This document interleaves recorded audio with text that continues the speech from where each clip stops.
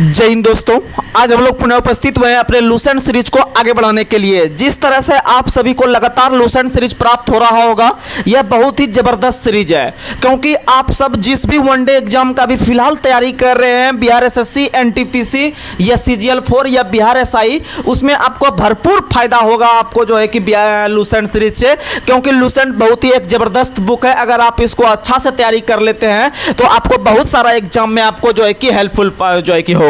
तो चलिए बिना कोई देरी के हुए आज के हम सेशन को शुरुआत करते हैं दिल्ली सल्तनत से। दिल्ली सल्तनत के अंतर्गत हम लोग जो है कि आज लगभग 2 पेज कवर करने वाले हैं। 2 पेज में से आपको गुलाम वंश और खिलजी वंश को हम लोग जो है कि आज अच्छे से निपटा देंगे, उसके बाद हम लोग धीरे धीरे आगे बढ़ेंगे। तो चलिए आज बिना कोई देरी के हुए आज के हम सेशन को शुरुआत कर रहे हैं, और हम जो बात करेंगे वह पॉइंट टू पॉइंट बात करेंगे, जो कि आपको जो है कि लूसेंट में जो चीज आपको नोट डाउन है वो आपको हम याद करवाने का प्रयास करेंगे। आपके पास हम एक तरह से लूसेंट सीरीज जब लाए हैं तो आपको हम लूसेंट में जो टॉपिक है आपके माइंड में फिट करवाएंगे। अगर आप लोग लूसेंट का प्रश्न भी अगर आपको माइंड में अपलोड हो जाता है अच्छा से, तो समझिए आपको बहुत अधिकतर एग्जाम में आप बिहार दरोगा तक तो आराम से बन सकते हैं। भले आदमी बोलने का बोल देता है कि आपको बहुत सारा बुक पढ़ना पड़ेगा, NCERT और ये आप जान जाइए कि मेरे नज़र के सामने और मेरे आँख के सामने जो है कि आपको सिर्फ लूसेंट और जो है कि आपको स्पीडी पढ़ के बच्चा जो है कि बिहार दरोगा बना है, इसमें कहीं कोई शक नहीं है। आप लोग आराम से मेहनत कीजिए और बनेगा, और अधिक से अधिक आप लोग खाली सेट प्रैक्टिस कीजिए। सेट प्रैक्टिस को हम बार बार बताते हैं, आप जिस भी एग्जाम का तैयारी कर रहे हैं आप सेट प्रैक्टिस कीजिए और पीछे का प्रश्न पढ़ने का कोशिश कीजिए। और आप लोग को लगभग 1 सेट तो डेली मारना ही मारना है, समय निकाल के और टाइमिंग लगा के, क्योंकि वह बहुत ही फायदेमंद होता है। तो चलिए बिना कोई देरी के हुए आज के हम अधिक से अधिक प्रश्न करने वाले हैं दिल्ली सल्तनत के अंतर्गत।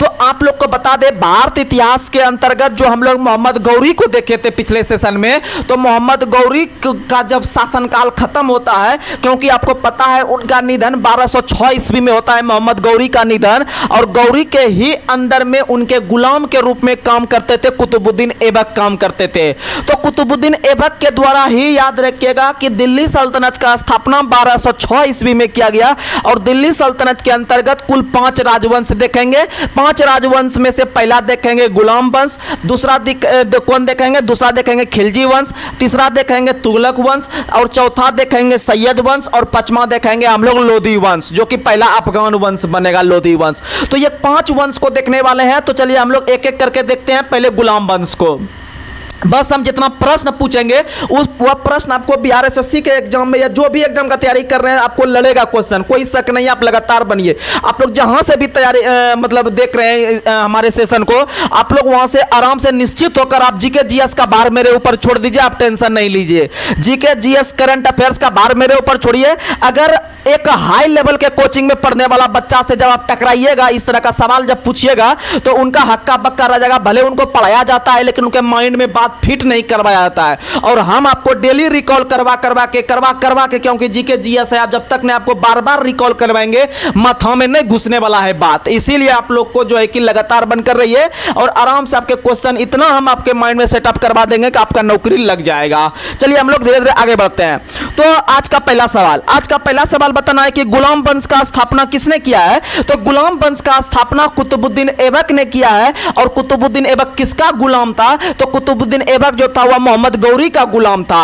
और याद रखिएगा, मोहम्मद गौरी का गुलाम हो गया कुतुबुद्दीन ऐबक, और कुतुबुद्दीन ऐबक का जो गुलाम यानी उसके अंदर में जो काम करेगा वो इल्तुतमिश काम करेगा।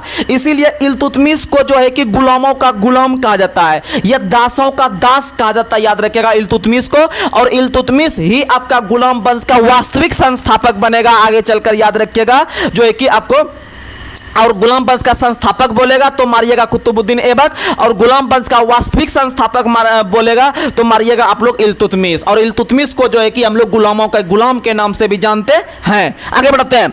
अगला सवाल आप लोग को बताना है कि कुतुबुद्दीन ऐबक ने अपना राज्याभिषेक कब करवाया था? तो 1206 में करवाया था। याद रखिएगा 1206 में करवाया था। अगला सवाल, कुतुबुद्दीन ऐबक ने अपनी राजधानी कहां बनाया था? तो कुतुबुद्दीन ऐबक ने अपनी राजधानी लाहौर को बनाया था। किसको बनाया था? लाहौर को। बहुत अच्छा प्रश्न है। कुतुबुद्दीन ऐबक की राजधानी लाहौर थी, लेकिन आगे चलकर जब शासक इल्तुतमिश बनेगा तो इल्तुतमिश ने राजधानी जो है कि लाहौर से स्थानांतरित करके दिल्ली को बनाएगा। किसको बनाएगा? दिल्ली को बनाएगा। आप लोग याद रखिएगा। अगला सवाल, अगला सवाल बताना है कि कुतुब मीनार की नींव किसने रखा था? तो कुतुब मीनार की नींव जो रखा था वह कुतुबुद्दीन ऐबक ने रखा था। लेकिन कुतुब मीनार का याद रखिएगा निर्माण कार्य जो पूरा करवाया वह इल्तुतमिश ने करवाया। लेकिन आगे चलकर हम लोग पढ़ेंगे कि जब कुतुब मीनार पर बिजली वगैरह गिर जाएगा तो उसको फिरोज शाह तुगलक ने जो है कि आगे का जो चौथा और पांचवा मंजिल का जो है कि निर्माण करवाएगा, याद रखिएगा। और वर्तमान में कुतुब मीनार की ऊंचाई 234 फीट है, याद रखिएगा, जो कि दिल्ली के अंदर में है। आगे बढ़ते हैं, अगला सवाल बताना है कि कुबत उल इस्लाम मस्जिद कहाँ है? तो कुबत उल इस्लाम मस्जिद दिल्ली में है। कुबत उल इस्लाम मस्जिद दिल्ली में है और याद रखिएगा इसका निर्माण कुतुबुद्दीन ऐबक ने, यानी कुबत उल यानी कुबत यानी कुतुबुद्दीन, कुबत यानी कुतुबुद्दीन, और कुबत उल इस्लाम मस्जिद जो है वह दिल्ली में है, इसका निर्माण कुतुबुद्दीन ऐबक ने। वहीं याद रखिएगा आपका 2.5 दिन का झोपड़ा जो आपका राजस्थान के अजमेर में है, इसका निर्माण भी किसने करवाया था? याद रखिएगा आपको जो है कि किसने करवाया था? तो कुतुबुद्दीन ऐबक ने करवाया था। अगला सवाल आप लोग को बताना है कि कुतुबुद्दीन ऐबक का उपनाम क्या है? तो कुतुबुद्दीन ऐबक को जो है कि लाख बख्श के नाम से भी जानते हैं, यानी लाखों का दान देने वाला। कुतुबुद्दीन ऐबक को लाल बख्श के नाम से जानते हैं, याद रखिएगा। आपको हम लूसेंट कवर अच्छा से करवा देंगे, क्योंकि अगर हम आपको एक्स्ट्रा फैक्ट बहुत सारा देने लगेंगे डीप में जैसे पहले देते थे तो आपको लूसेंट जल्दी से पूरा नहीं हो पाएगा। इसीलिए हम सोचे हैं कि आपको जो हम पॉइंट टू पॉइंट बात करेंगे, लूसेंट को हम जल्दी से जल्दी कवर करवाएंगे, क्योंकि इसमें बहुत मटेरियल है और आगे एग्जाम भी आपका फास्ट आ रहा है। तो अगर एक बार दो बार भी अगर नहीं करवा पाएंगे तो फिर दिक्कत हो जाएगा। इसीलिए सभी विषय को हम देखेंगे। हम इसमें इकोनॉमिक्स भी बहुत सारे छात्र कमेंट करते हैं, इकोनॉमिक्स भी देखेंगे, पॉलिटी तो कवर कर ही चुके हैं पहले, उसके बाद फिर आपका जो है कि मॉडर्न वगैरह देखेंगे, उसके बाद फिर आपको जो है कि ज्योग्राफी देखेंगे, फिर आपको विविध है, फिर साइंस में तीनों विषय है, तो हम लोग कवर करेंगे फास्ट। बस आप लगातार रहिएगा। और जानते हैं बात, अगर आप सीजीएल का तैयारी करने का कोशिश कर रहे हैं, बिहार सीजीएल का जो कि आगे आने वाला है 1 महीना के अंदर में, तो आप समझिए, यकीन मानिए कि लूसेंट आपको जीके जीएस कवर करवा देगा। लूसेंट पे अगर आपको कमांड रहेगा तो आप आराम से 75 में से 60 प्लस मार दीजिएगा, इसमें कहीं कोई शक नहीं है। और साथ में आपका करंट अफेयर्स भी रहना चाहिए, जो है कि उसी तरह से जिस तरह से आपको जीके हम बनवा देंगे, तो आप लोग इसी तरह से याद रखिएगा। आगे बढ़ते हैं। अगला सवाल आप लोग को बताना है कि प्राचीन नालंदा विश्वविद्यालय को ध्वस्त कराने वाला व्यक्ति कौन था? तो नालंदा विश्वविद्यालय को ध्वस्त कराने वाला व्यक्ति जो था वह आपका बख्तियार खिलजी था। कौन था? बख्तियार खिलजी, जो कि कुतुबुद्दीन ऐबक का सेनानायक था। कुतुबुद्दीन ऐबक के सेनानायक बख्तियार खिलजी ने नालंदा विश्वविद्यालय को ध्वस्त करवाया था, याद रखिएगा। आगे बढ़ते हैं। अगला सवाल बताना है कि कुतुबुद्दीन ऐबक की मृत्यु 1210 ईस्वी में कौन से खेल खेलते के समय हुआ?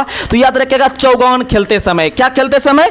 चौगान खेलते समय। और अगला सवाल बताना है कि कुतुबुद्दीन ऐबक को कहां दफनाया गया? तो कुतुबुद्दीन ऐबक की जहां राजधानी थी ना, वहीं पर दफनाया गया कुतुबुद्दीन ऐबक को, यानी लाहौर में दफनाया गया।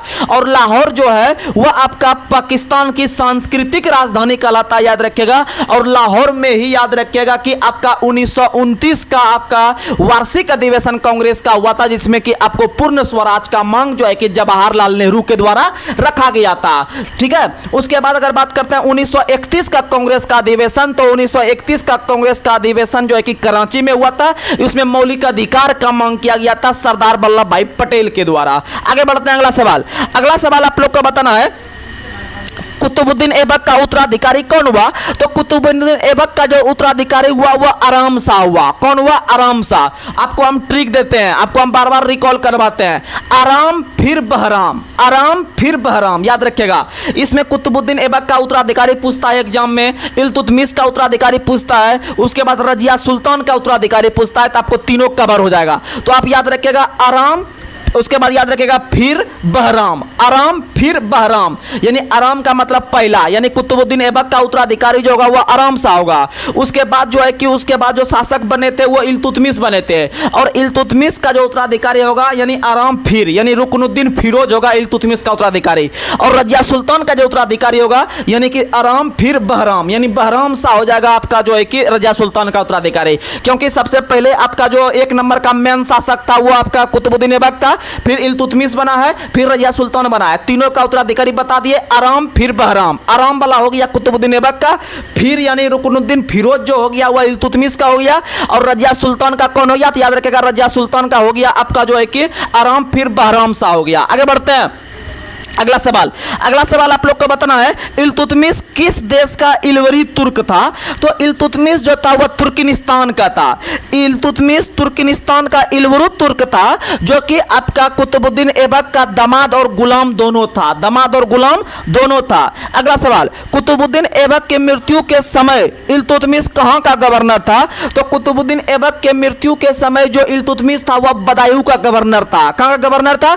बदायूं का गवर्नर था, याद रखिएगा। आगे बढ़ते हैं। अगला सवाल, इल्तुतमिश के बारे में हम 4-5 फैक्ट याद रखते हैं जो कि बार बार एग्जाम में आता है। आप लोग बताइएगा कि कुतुब मीनार के निर्माण कार्य को पूरा किसने करवाया? तो मार दीजिएगा आंसर, इल्तुतमिश मार दीजिएगा। वहीं अगर आपसे पूछेगा कि सबसे पहले शुद्ध अरबी सिक्का किसने जारी किया है, तो सबसे पहले शुद्ध अरबी सिक्के जो जारी किए हैं वह भी इल्तुतमिश ने किए हैं। अगर आपसे क्वेश्चन पूछेगा कि इल्तुतमिश के द्वारा जारी किए गए शुद्ध अरबी सिक्के में चांदी के सिक्के को क्या कहते हैं? तो चांदी के सिक्के को टंका कहते हैं और तांबा के सिक्के को जीतल कहते हैं। तांबा के सिक्के को क्या कहते हैं? जीतल। यानी आपको याद करवाते हैं, देखिएगा तांबा में तो आ रहा है, तांबा में तो आ रहा है, तो तांबा के जो सिक्के को कहेंगे वह तो वाला नाम रहेगा उसमें, यानी जीतल रहेगा। क्या रहेगा? जीतल। जब तांबा जीतल हो गया तो टंका जो हो जाएगा वह आराम से आप मार दीजिएगा चांदी में। ठीक है, आगे बढ़ते हैं। अगला सवाल, दिल्ली सल्तनत के किस शासक ने इक्ता प्रणाली का शुरुआत किया था? तो इक्ता प्रणाली का जो शुरुआत किया था वह इल्तुतमिश ने किया है। किसने किया है? इल्तुतमिश ने किया है। आगे बढ़ते हैं। चालीसा सरदारों का जो संगठन बनाया था, जिसको हम लोग तुर्कान-ए-चिलगानी कहते हैं, तुर्कान-ए-चिलगानी ब्रैकेट में चालीसा याद रखिएगा, जो कि 40 व्यक्ति का एक संगठन था। तो इसका गठन इल्तुतमिश ने किया था, याद रखिएगा। लेकिन आगे चलकर आप लोग को बता दे कि जब बलवान शासक बनेगा तो चालीसा का वह विनाश कर देगा। यानी तुर्कान-ए-चिलगानी को बनाएगा इल्तुतमिश ने, और तुर्कान-ए-चिलगानी या फिर चालीसा का जो विनाश करेगा वो आपको कौन करेंगे? तो याद रखिएगा वो आपको करेंगे जो है कि बलवान करेंगे।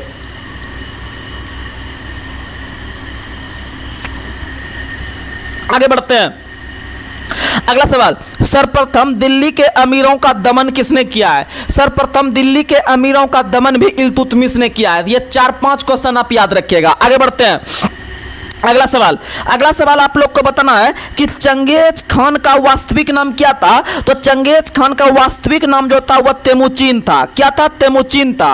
और चंगेज खान के पिता का नाम था येसुगाई बहादुर। चंगेज खान के पिता का नाम बहादुर था, याद रखेगा कम से कम। और याद रखेगा चंगेज खान का वास्तविक नाम जो था वह तेमुचिन था। यानी चंगेज में चो आ रहा है और तेमुचिन में भी चो आ रहा है। और ये जो आपको तेमुचिन या फिर आपके जो चंगेज खान थे वो आपके मंगोल थे। कौन थे? मंगोल थे। और पहली बार जो मंगोल आक्रमण किया है वह इल्तुतमिश के समय ही हुआ है, याद रखिएगा। आगे बढ़ते हैं। इल्तुतमिश के समय लाहौर से राजधानी स्थानांतरित करके कहां लाया गया? तो दिल्ली लाया गया। कहां लाया गया? दिल्ली लाया गया, याद रखिएगा। आगे बढ़ते हैं। अगला सवाल बताना है कि दिल्ली सल्तनत का पहला शासक का नाम बताइए जिन्होंने बगदाद के खलीफा से सुल्तान की उपाधि प्राप्त किया था। तो सुल्तान की उपाधि आपको बताए थे। सुल्तान की उपाधि अगर पूछेगा, सिंपल, सुल्तान की उपाधि धारण करने वाला पहला शासक तो मोहम्मद गजनी हो जाएगा। लेकिन अगर क्वेश्चन बोलेगा बगदाद के खलीफा से सुल्तान की उपाधि किसने धारण किया था, तो मारिएगा इल्तुतमिश। क्या मारिएगा? इल्तुतमिश मारिएगा। आगे बढ़ते हैं। इल्तुतमिश की मृत्यु कब हुआ है? तो इल्तुतमिश की मृत्यु 1236 में हुआ है। कब हुआ है? 1236 में हुआ, याद रखेगा। आप लोग को बता दे कि कुतुबुद्दीन ऐबक जो शासक बने थे, कुतुबुद्दीन ऐबक जो शासक बने थे वो 1206 से 1210 तक बने थे। और 1210 में जो है कि कुतुबुद्दीन ऐबक के बाद आराम साहब बने सिर्फ 8 महीना के लिए। उसके बाद उनको हटाकर बन गए इल्तुतमिश बन गए। और इल्तुतमिश 1210 से लेकर याद रखिएगा कि 1236 तक रहे। और जब इल्तुतमिश का जो है कि निधन हुआ 1236 में, तो उनका उत्तराधिकारी कौन बताए? तो आराम फिर यानी रुकनुद्दीन फिरोज बने। और वह भी कुछ दिनों के बाद जो है कि हट गए। और उसके बाद कौन बने? तो रजिया सुल्तान बने। और रजिया सुल्तान 1236 से लेकर 1240 तक बनेगी, याद रखिएगा। आगे बढ़ते हैं। अगला सवाल आप लोग को बताना है कि चंगेज खान से बचने के लिए ख्वारिज्म के सम्राट जलालुद्दीन को किसने शरण नहीं दिया था? तो याद रखिएगा इल्तुतमिश ने शरण नहीं दिया था। इल्तुतमिश ने जलालुद्दीन को चंगेज खान से बचने के लिए शरण नहीं दिया था। आगे बढ़ते हैं। अगला सवाल आप लोग को बताना है कि रजिया बेगम पहली महिला थी जो कि आपके दिल्ली सल्तनत के अंतर्गत या फिर भारत इतिहास में जो है कि बागडोर संभाली किसी शासन का। यानी कि अगर आपसे क्वेश्चन पूछेगा कि पहली महिला शासिका बनने वाली व्यक्ति कौन बनी थी, तो मारिएगा रजिया सुल्तान। क्या मारिएगा? रजिया सुल्तान। अगला सवाल, रजिया ने पर्दा प्रथा त्याग कर पुरुषों के तरह कौन सा ड्रेस पहनती थी, तो याद रखिएगा पुरुषों के तरह जो ड्रेस पहनती थी वह आपका चोगा पहनती थी और कुला पहनती थी। यानी कि चोगा और कुला पहनकर, चोगा जो होता था वह काबा होता था और जो आपका कुला होता था वह टोपी होता था, वह पहनकर राज दरबार में जाने लगे खुले मुंह। आगे बढ़ते हैं। रजिया सुल्तान ने अमीर ए आखुर का पद किसे दिया? रजिया सुल्तान ने अमीर ए आखुर या फिर आपका घोड़े का जो सरदार नियुक्त किया था वह जलालुद्दीन याकूत को किया था। जलालुद्दीन याकूत को, बहुत इंपॉर्टेंट क्वेश्चन है। रजिया सुल्तान ने आपको घोड़े का जो आपका सरदार नियुक्त किया था यह उसी को कहते हैं अमीर ए आखुर। आखुर यानी खुर, खुर यानी घोड़ा का खुर, याद रखना है। वो किया था याकूत को। किसको किया था? याकूत को। आगे बढ़ते हैं। अगला सवाल आप लोग को बताना है, रजिया की शादी किसके साथ हुआ? तो रजिया की शादी अल्तुनिया के साथ हुआ। किसके साथ हुआ? अल्तुनिया के साथ हुआ, याद रखिएगा। आगे बढ़ते हैं। अगला सवाल आप लोग को बताना है, रजिया की हत्या 1240 ईस्वी में, 13 अक्टूबर, रजिया की हत्या 13 अक्टूबर 1240 ईस्वी में डाकुओं के द्वारा किस स्थान पर कर दिया गया? तो याद रखिएगा कैथल नाम के स्थान पर। किस स्थान पर? कैथल नाम के स्थान पर कर दिया गया था, याद रखिएगा। आगे बढ़ते हैं। अगला सवाल आप लोग को बताना है, अगला सवाल बताना है कि बलबन ने षड्यंत्र के द्वारा 1246 में अलाउद्दीन मसूद शाह को सुल्तान के पद से हटा के नसरुद्दीन महमूद को सुल्तान बनाया। किसको बनाया? नसरुद्दीन महमूद को सुल्तान बनाया। और यही नसरुद्दीन महमूद आगे चलकर जो है कि बलबन के बेटी से शादी कर लेगा। और याद रखेगा जब बलबन के बेटी से शादी कर लेगा तो नसरुद्दीन महमूद जो है वह बलबन का दामाद बन जाएगा। और यही नसरुद्दीन महमूद जो है कि अपना जीवन निर्वाह जो है कि टोपी और सिकड़ को समझने लगेगा, याद रखेगा। बहुत अच्छा सवाल है। आगे बढ़ते हैं। अगला सवाल आप लोग को बताना है कि बलबन ने अपनी पुत्री का विवाह नसरुद्दीन महमूद के साथ किया। सही बात है। आगे बढ़ते हैं। बलबन का वास्तविक नाम क्या था? तो बौसे बलबन बौसे बहाउद्दीन, बौसे बलबन बौसे बहाउद्दीन, बौसे बलबन बौसे बहाउद्दीन। और चंगेज खान का वास्तविक नाम बताए हैं तेमुचिन। क्या बताए हैं? तेमुचिन। ये सब याद रखिएगा। आगे बढ़ते हैं। अगला सवाल आप लोग को बताना है कि तुर्कान ए चिहलगानी का विनाश किसने किया है? तो तुर्कान ए चिहलगानी का विनाश जो किया है वह बलबन ने किया है। आगे बढ़ते हैं। बलबन कितने ईस्वी में गयासुद्दीन बलबन के नाम से दिल्ली पर बैठा? तो याद रखिएगा बलबन जब 1266 ईस्वी में दिल्ली में राजगद्दी पर बैठ रहे थे तो वह गयासुद्दीन बलबन के नाम से बैठे थे, याद रखिएगा। बहुत अच्छा सवाल है।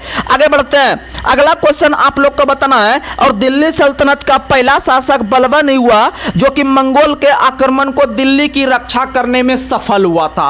आगे बढ़ते हैं। अगला क्वेश्चन बताना है, सीरी नाम का नया नगर, सीरी नाम का नया नगर बलबन ने बनाया है। किसने बनाया है? बलबन ने बसाया है या बनाया है। बहुत अच्छा सवाल है। आगे बढ़ते हैं कि किस शासक ने अपने राज दरबार में सिजदा और पैबोस प्रथा का शुरुआत किया था, यानी प्रणाम करने वगैरह का? तो सिजदा और पैबोस प्रथा का शुरुआत जो करवाया था वह बलबन ने करवाया था। किसने करवाया था? बलबन ने। आगे बढ़ते हैं। बलबन ने फारसी रीति रिवाज के आधार पर कौन सा उत्सव को मनाना शुरू करवाया? तो नवरोज त्योहार जो मनाना शुरू किया है वह किसने करवाया है? तो बलबन ने करवाया है। बहुत अच्छा सवाल है। आगे बढ़ते हैं।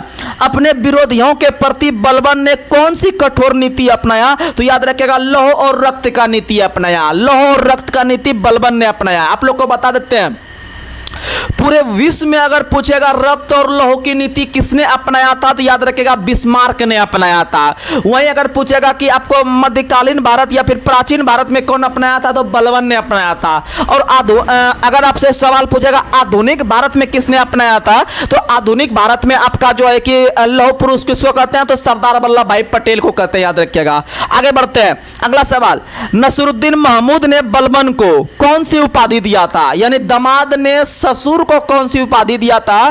क्योंकि बलबन की बेटी का शादी नसीरुद्दीन महमूद के साथ हुआ था और नसीरुद्दीन महमूद ने ही अपने आप को जीवन जीने के लिए टोपी और सीकड़ को जीवन निर्वाह समझता था, याद रखिएगा।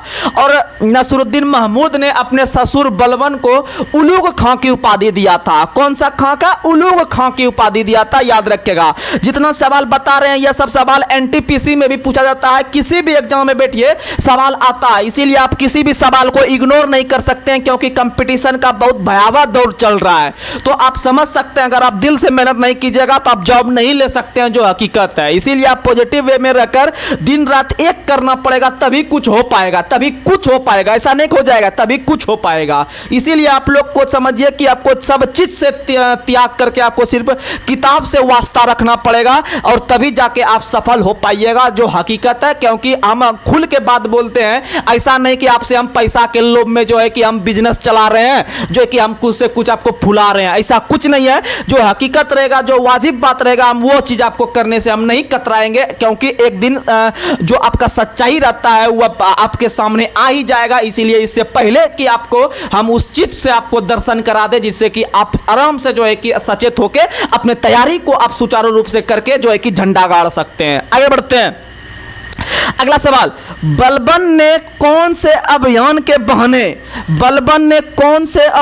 बहाने अपनी सेना को लंबी दूरी तक जो है कि दुरुस्त रखता था, जो है कि दौड़ धूप करवा के? तो याद रखिएगा, आखेट अभियान। कौन सा अभियान? आखेट अभियान, याद रखिएगा, बहुत अच्छा सवाल है। आगे बढ़ते हैं, बलबन के दरबार में फारसी के प्रसिद्ध कवि कौन कौन रहते थे? तो अमीर खुसरो और अमीर हसन। अमीर खुसरो और अमीर हसन जो रहते थे वो बलबन के राज दरबार में रहते थे।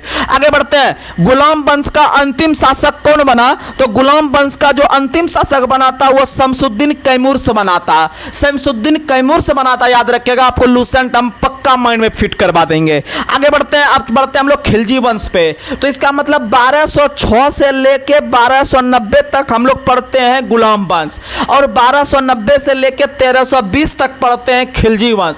तो आप लोग को बता दें, खिलजी वंश का स्थापना जलालुद्दीन फिरोज खिलजी के द्वारा, खिलजी वंश का स्थापना जलालुद्दीन फिरोज खिलजी के द्वारा 1290 ईस्वी को किया गया। याद रखिएगा, आप लोग कम से कम दिल्ली सल्तनत का करम बाय करम वंश का नाम याद रखिएगा। तो आप लोग को पता ही है, गुलाब खिले तो सांस लो, गुलाब खिले तो सांस लो, यानी गुलाम वंश खिले, खिलजी वंश तो, तुगलक वंश सांस यानी सैयद वंश, लो यानी लोदी वंश। समझ में आ गया? ये 5 वंश क्वेश्चन पूछता है कि कौन कौन सा पहले आया, उसके बाद कौन आया, यानी गुलाब खिले तो सांस लो। आगे बढ़ते हैं, अगला सवाल, जलालुद्दीन फिरोज खिलजी की हत्या 1296 ईस्वी में उसके भतीजा और दामाद के द्वारा किया गया, जिसका नाम क्या हुआ? तो यह प्रश्न बहुत बार एग्जाम में आया है कि अपने चाचा की हत्या करके गद्दी पर बैठने वाला पहला शासक कौन बना दिल्ली सल्तनत में? तो याद रखिएगा, वह अलाउद्दीन खिलजी बना। कौन बना? अलाउद्दीन खिलजी।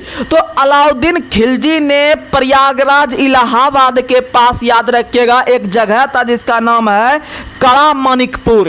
कड़ा मानिकपुर नामक स्थान जो प्रयागराज के आसपास का क्षेत्र था, वहीं पर 1296 ईस्वी में, याद रखिएगा, जलालुद्दीन फिरोज खिलजी जो कि उनके चाचा जी थे, और जो है कि और कौन थे? तो दामाद थे, ससुर थे, याद रखिएगा, उनकी हत्या करके जो है कि अलाउद्दीन खिलजी दिल्ली सल्तनत के अंतर्गत खिलजी वंश का दूसरा शासक बना। समझ में आ गया? यह क्वेश्चन पूछता है। आगे बढ़ते हैं, अलाउद्दीन के खिलजी के बचपन का नाम क्या था? तो अलाउद्दीन खिलजी के बचपन का नाम था अली और गुरसाप। अली और गुरसाप अलाउद्दीन खिलजी के बचपन का नाम था।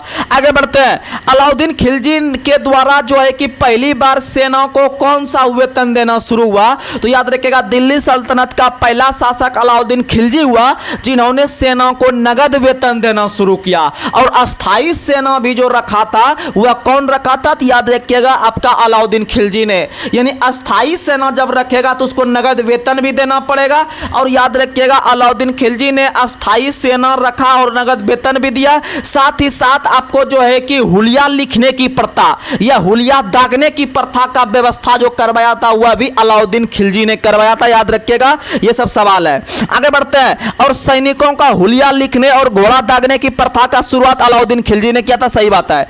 आगे बढ़ते हैं, अलाउद्दीन खिलजी के समय भू राजस्व की दर कितना भाग था? तो याद रखिएगा, भू राजस्व की दर जो था वह उपज का 1/2 भाग था। कितना था?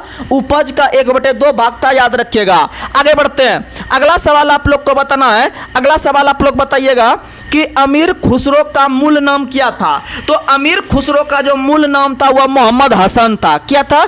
मोहम्मद हसन था। याद रखिएगा, अमीर खुसरो का मूल नाम जो था वह मोहम्मद हसन था। आप लोग याद रखने का प्रयास कीजिएगा, एग्जाम में आता है क्वेश्चन। आगे बढ़ते हैं। अगर आपसे क्वेश्चन पूछेगा कि जो है कि हिंदी खड़ी बोली का जनक किसे कहा जाता है, तो अमीर खुसरो को ही कहा जाता है। अमीर खुसरो को हिंदी खड़ी बोली का जनक कहा जाता है, याद रखिएगा। आगे बढ़ते हैं। अगला सवाल आप लोग को बताना है। अगला सवाल बताइएगा कि अमीर खुसरो का जन्म कहाँ हुआ था, तो अमीर खुसरो का जन्म पटियाली में हुआ था। कहाँ हुआ था? पटियाली में हुआ था, याद रखिएगा।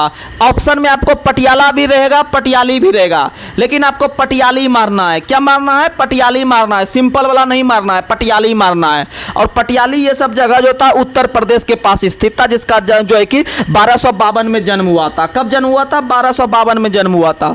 आगे बढ़ते हैं।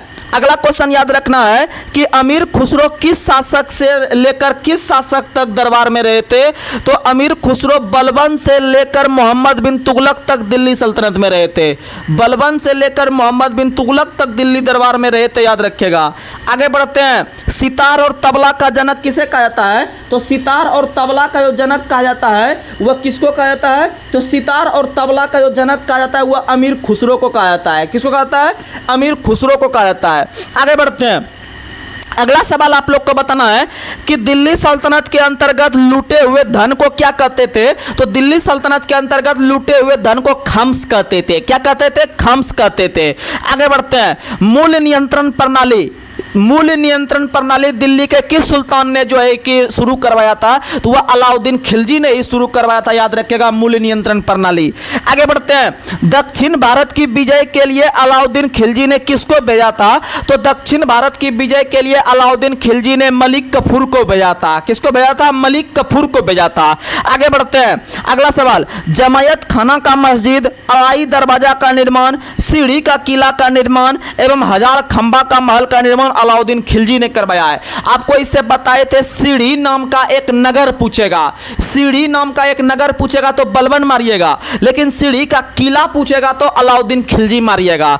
अगला सवाल। अलाउद्दीन खिलजी के द्वारा निर्माण किए गए किस जो है कि आपको पर्यटन स्थल को इस्लामी वास्तुकला का रत्न कहा जाता है, तो इस्लामी वास्तुकला का रत्न जो कहा जाता है वह अलाई दरवाजा को कहा जाता है। किसको कहता है? अलाई दरवाजा को कहा जाता है। आगे बढ़ते हैं।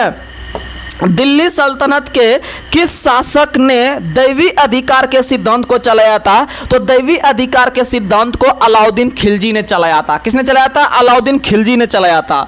आगे बढ़ते हैं।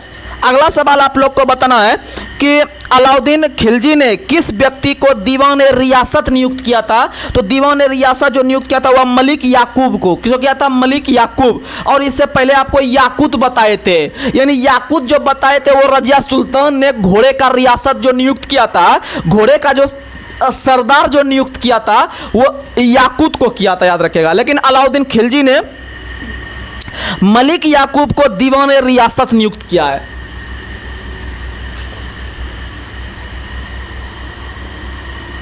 आगे बढ़ते हैं। अगला क्वेश्चन।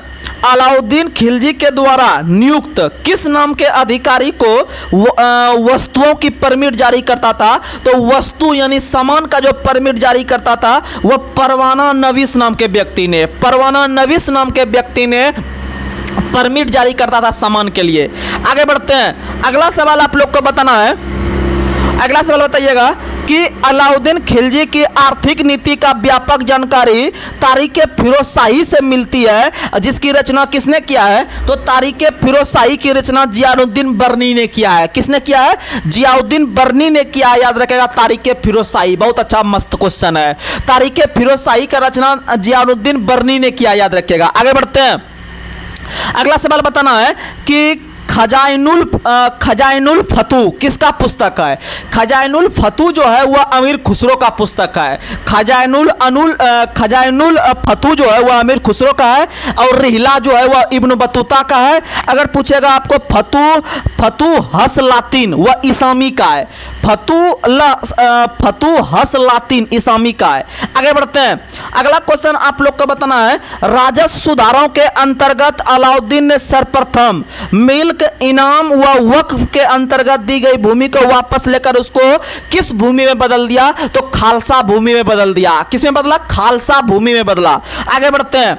अगला सवाल आप लोग को बताना है जिस जगह पर दुधारू पशुओं को चराया जाता था उस भूमि को क्या कहते थे? तो याद रख, यानी कि जिस जगह पे चराया जाता था उस पर टैक्स लेती थी अलाउद्दीन खिलजी, तो याद रखेगा उसको चराई कर कहते थे। यानी दुधारू पशु को जिस जगह पे चराया जाता था या लगाया जाता था वहां पर चराई कर लिया जाता था। और घरों और झोपड़ी पर जो पहली बार कर लगाया था वह अलाउद्दीन खिलजी ने लगाया था। याद रखेगा उसको जो है कि गढ़ी कर कहते हैं। क्या कहते हैं? गढ़ी कर। नहीं, आप लोग सुनते होंगे जो है कि कहीं गांव सब में कोई ऊंचा ऊंचा स्थान वगैरह को गढ़ी कहा जाता है, गढ़ी कहा जाता है, गढ़ी कहा जाता है जो है कि। तो याद रखेगा गढ़ी जो था वह एक प्रकार का घर वगैरह बना होता था और इसी पर जो है कि टैक्स लेता था। और इस गढ़ी कर जो था वह घर पर कर लेता था या झोपड़ी पर कर लेता था, जो अलाउद्दीन खिलजी ने शुरू किया था। बहुत मस्त सवाल है, आगे बढ़ते हैं। अगला सवाल बताना है, अलाउद्दीन खिलजी के शासन काल में 1297 से लेकर 1306 तक कितने मंगोल आक्रमण हुए? तो याद रखेगा अलाउद्दीन खिलजी के समय 6 मंगोल आक्रमण हुए। और सबसे पहले मंगोल आक्रमण दिल्ली सल्तनत में शुरू हुआ था, वह इल्तुतमिश के समय शुरू हुआ था। और याद रखिएगा आपको बताए थे कि बलबन ने जो है कि दिल्ली को सुरक्षित रखा था मंगोल आक्रमण से। आगे बढ़ते हैं। अगला सवाल आप लोग को बताना है कि अलाउद्दीन खिलजी का मृत्यु कब हुआ? 1316 में। 1296 में बैठा था और 1316 में मर रहा है, यानी कि लगभग 20 साल तक जो है कि वह आपको दिल्ली सल्तनत पे शासन किया अलाउद्दीन खिलजी। आगे बढ़ते हैं। अगला सवाल बताना है कि अलाउद्दीन खिलजी का जो उत्तराधिकारी हुआ वह मुबारक खिलजी हुआ। और मुबारक खिलजी ने दिल्ली के सिंहासन पर बैठा और उसको नग्न स्त्री और पुरुष का जोड़ी पसंद था। नग्न स्त्री और पुरुष का जो जोड़ी पसंद था वह मुबारक खिलजी को था, याद रखिएगा। और याद रखिएगा मुबारक खिलजी कभी कभी राज दरबार में लड़कियों का ड्रेस पहनकर जो है कि चल जाते थे, याद रखिएगा। बहुत अच्छा सवाल है, आगे बढ़ते हैं। अगला सवाल, मुबारक खान ने खलीफा की उपाधि धारण किया था। मुबारक खान ने किसका उपाधि धारण किया था? तो याद रखिएगा खलीफा का। आगे बढ़ते हैं। अगला सवाल आप लोग को बताना है, अगला सवाल आप लोग को बताना है कि अगर आपसे क्वेश्चन पूछेगा कि तूतीय हिंद या भारत के तोता के नाम से किसको जानते हैं? तो याद रखिएगा अमीर खुसरो को जानते हैं। किसको जानते हैं? अमीर खुसरो को जानते हैं, याद रखिएगा। बहुत अच्छा सवाल है।